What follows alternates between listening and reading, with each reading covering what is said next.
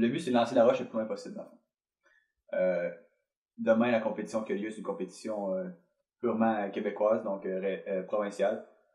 C'est en vue du championnat mondial de lancer la roche qui va se tenir cet été.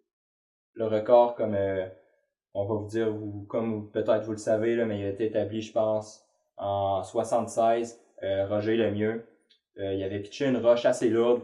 Puis personne n'a compris ce qui s'est passé, mais il est allé comme 200 mètres plus loin.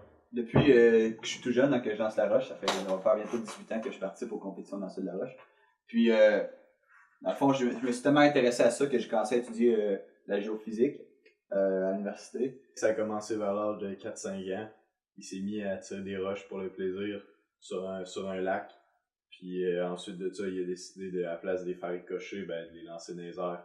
Puis ça vient aussi probablement de là, le lancer brésilien, pourquoi qu'il l'aime tant. Depuis que je pratique le lancer de la roche, je me suis mis à la géologie. Même, comme vous pouvez voir, j'ai étudié les techniques grecques. Donc ça ici, c'est un lancer assez standard, mais je me suis rendu compte que c'était pas ça le meilleur. En fait, moi, je pratique le lancer brésilien.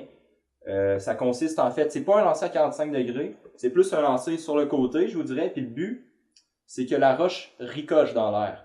Un peu comme quand elle ricoche sur l'eau. C'est pour ça qu'il faut une journée humide. Comme en 2008, il y avait beaucoup de brouillard, donc c'était vraiment une journée propice. Les conditions étaient idéales, j'avais la roche parfaite. Bien sûr, c'était pas celle-là, mais c'était une roche semblable, une roche de calcaire. C'est assez léger, puis ça fend bien l'air. Le but, c'est d'y donner une rotation de façon à ce que ça fasse beaucoup de friction en dessous, puis l'air chaud qui se forme fait monter la roche. C'est comme une montgolfière un peu. Sauf que c'est pas de l'hélium, c'est de l'humidité. Mais c'est exactement le même principe. Pourquoi pour vous le lancer de lance la roche? En fait, comme je vous dis, je me pratique à lance la roche depuis 96. J'ai commencé, je devais avoir à peu près 6 ans. Puis après tout l'entraînement que j'ai mis en 2008, comme je pense que je vous disais tout à l'heure, j'ai gagné la compétition. Moi, mon plus grand rêve, en fait, ça serait que ce sport-là soit plus connu. Parce que c'est vraiment un tournoi légendaire, mais je pense que le côté mythique du tournoi le rend un petit peu underground. Puis vraiment, j'aimerais ça que ça soit un sport qui ait plus de reconnaissance publique. Parce qu'on est vraiment des athlètes de haut niveau. Et on se pratique énormément. Comme je vous disais, avant de pouvoir maîtriser le lancer brésilien, il a vraiment fallu que les démarches étaient énormes. Il a fallu que je fasse plein de voyages. J'ai vraiment investi beaucoup de temps et d'argent dans ce sport-là.